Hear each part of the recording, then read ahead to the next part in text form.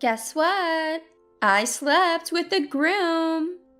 With an energy that suggested she might follow up with a yay, Sue blurted this out. The room is in total chaos. I can see my parents at a nearby table, looking like they're about to faint. But contrary to the situation around me, my mind began to regain its composure. Hunter slept with Sue? No, that can't be. Because, well, I am Savannah, a completely average 28-year-old, graduated from an average university, working a regular job at a big corporation. I'm not a failure by any means, but I've always been, for better or worse, just average. Average in studies, in sports, in socializing with friends. I'm not particularly remarkable, nor do I have any standout features. That hasn't changed as I became an adult. I've tried hard, but I'm just average at work and at household chores. Come to think of it, my upbringing was pretty average too. Parents who are company employees, living a standard lifestyle. Even for university, I attended on a scholarship, and until recently, I was paying back a fixed amount every month. I'm not complaining, and I'm genuinely thankful to my parents for raising me this far. But the fact remains that my life has been nothing but average so far. On the other hand, my best friend Sue has led a life that's complete opposite of mine. Sue and I started at a company at the same time. We were placed in the same department, and since we were the only two women there, we became friends. Our friendship blossomed into something special, mostly thanks to Sue's incredible personality. She's outgoing and bubbly, unlike me, who's more reserved. Despite her beauty, her Ivy League degree, and her wealthy upbringing, she's never pretentious. Sure, she's confident and always surrounded by good-looking, successful guys. But that's because she's competent and incredibly charming. She's also incredibly observant and proactive, qualities I wish I had. It's different from me. Yet, every time I think about how different Sue and I are, it bugs me. I sigh heavily and press the enter key with more force than necessary. 5 years into the job, I'm used to the work, even if I'm not the most efficient. So, while lost in thought, my fingers kept typing away. Suddenly, a soft thud hits the back of my head. What's the sigh for, Savannah? Frustrated much? Not painful, but I hold the back of my head and turn around in my chair. Sue's standing there, a rolled-up document in hand. Sue. Come on, you're not making much progress, are you? Lunch is in 30 minutes. Sue peeks at my desk and comments, sounding exasperated. I've heard that before, but today it stings a bit. What? Is it that time already? I better hurry. I check the time and refocus on my work. I have to finish by 3 p.m. So, where are we going for lunch? Sorry. I don't have time for lunch. What? That's your fault for being slow. Let's go. Let's go to that Italian place on Maple Street. But I don't have time. When I turn around, Sue's already gone. She bounces off, probably heading to the restroom. I can see her petite figure leaving the floor. Her beautifully curled chestnut hair sways against her slender back. A female colleague stop their work and stare. She's so pushy. That's the privileged girl in her. I can't help but grumble. Not listening to people is one of Sue's flaws. But I know she means well.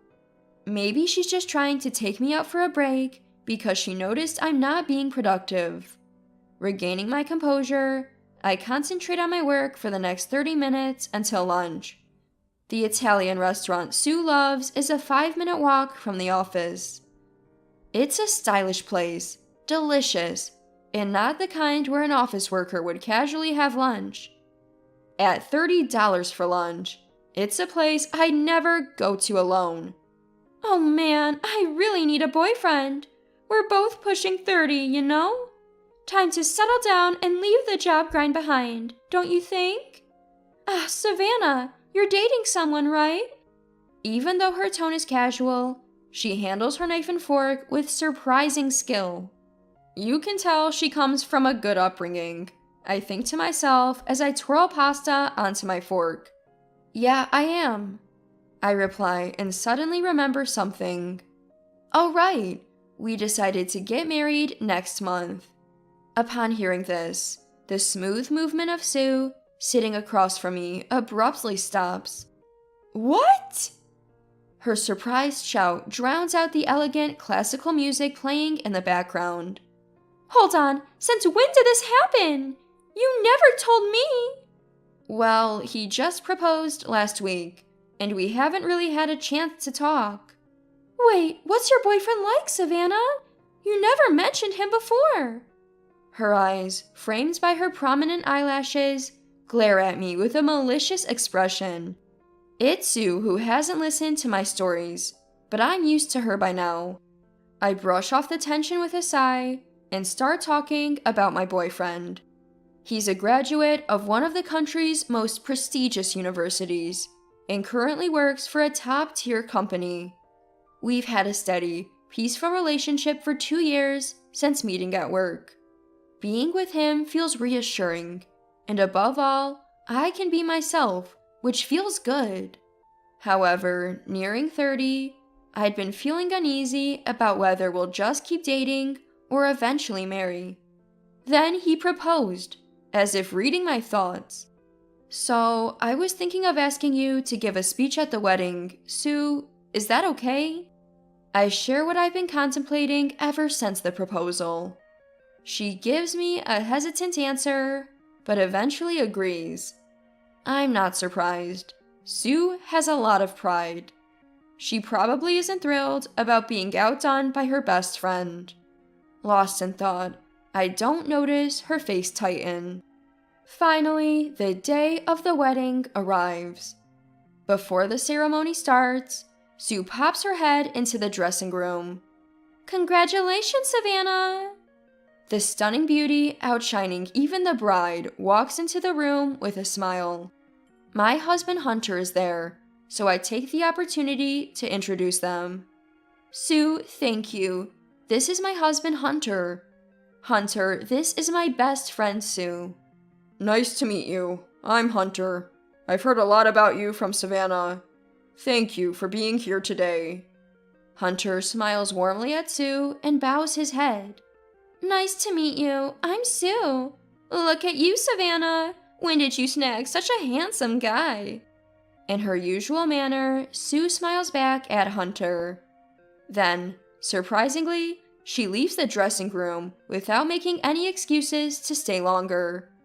I can't shake the feeling that something's off.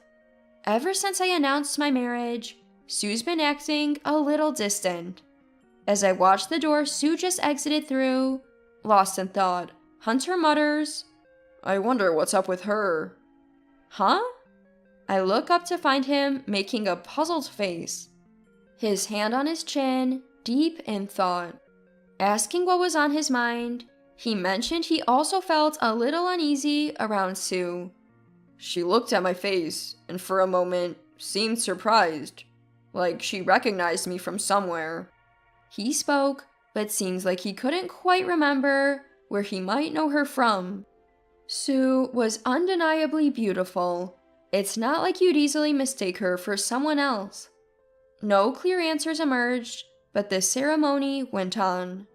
The spacious venue was filled with round tables, and everyone, old friends and new, beamed with joy. Sitting at the head table, the reality of getting married began to sink in. For so long, I thought I'd never marry. I always considered my life and each day in it as pretty average. Whether being unmarried was normal or not, I had planned to live my life alone. That was until I met Hunter. The ceremony moved smoothly, and now it was time for the best friend speech. I found myself looking at Sue. She stood up, heels clicking as she elegantly walked toward the podium. Truly, Sue looked as beautiful as usual today, or even more beautiful than usual. I wish she would find someone special soon. Although, being the cat she is, she must be picky, I thought. But then, she looked at me with a devilish grin. Savannah, congrats! I debated whether to say this, but I don't want to hide anything from my best friend. Especially not after you're married and it could cause chaos. And with that, Sue's face lit up with a cunning smile. Wait, what? The room became restless. My once calm heart got suddenly shaken. What is she trying to say? Looking for some kind of clue, I turned to my side. Hunter seemed just as puzzled. In retrospect, maybe I should have stopped her there. Hunter and I slept together. With a tone that sounded like she might follow it with a yay, Sue dropped the bomb. Chaos erupted. Hunter slept with Sue? That couldn't happen. Sue, what are you saying? Sorry, but you know I can't keep a secret. We slept together. That's it. No, that's not possible. Huh? Sue's beautiful face distorted into a snide smile. But it was far from beautiful. Because my husband is... I'm gay. Our voices overlapped. What? Sue's dumbfounded voice was perfectly captured by the mic. The room went into an uproar, making it impossible to know who said what. Sue stood frozen, her face a picture of disbelief. Forget about speeches now. Just then, the door bursts open. In comes a man. Sorry I'm late, bro. The guy who appears at the door looks just like the groom, a spitting image. Sue glances between the man and Hunter, who's standing next to me. She's speechless. Whew, made it just in time. But what's with the tension here? As he comes closer, he tilts his head, puzzled by the atmosphere in the room. Noticing Sue on his way, he perks up. Hey, long time no see. What brings you here? He waves casually at Sue. Hold on, 2 hunters? What's going on? Finally understanding the situation, I stood up and walked over to Sue. You see, Hank and my husband Hunter are identical twins. Hunter, the older twin, has eyes that emanate kindness, while Hank, the younger one, has a mischievous glint in his eyes. Unless you're really close to them, it's hard to tell them apart. Hank also has a complicated love life. He's a womanizer who uses his brother's reputation to juggle multiple relationships, causing headaches for Hunter. Despite all this, their brotherly bond is strong, thanks in part to Hank's likable personality and Hunter's forgiving nature. Sue. I gently touch Sue's back as she sits on the floor, her shoulders slumped. Sue had just made an outrageous confession at my wedding. Although it turned out to be a misunderstanding that led to her own downfall, she had tried to trample on my happiness. But I didn't know how to feel about her. After all, I'd never seen her so broken before. In the end, I realized I'd always admired Sue for her self-confidence. I just realized that. I apologize for the confusion earlier. That was a prank from her. It was my idea, but I'm not good at this sort of thing, and I'm sorry for creating such an awkward atmosphere. Hunter quickly steps in, attempting to smooth over the awkward atmosphere. The room, once filled with murmurs, starts to settle down. You can hear someone saying, "Oh, is this some kind of prank?" Hunter's concern was genuine, even if his timing was off. He was empathetic towards Sue, who was embarrassed in front of everyone, even if it was her own doing. Look, it's true that I'm gay, but it's also true that I love Savannah." Hunter then spoke with confidence and clarity. "Yes, Hunter is gay. I found out after we'd known each other for a while and started getting closer.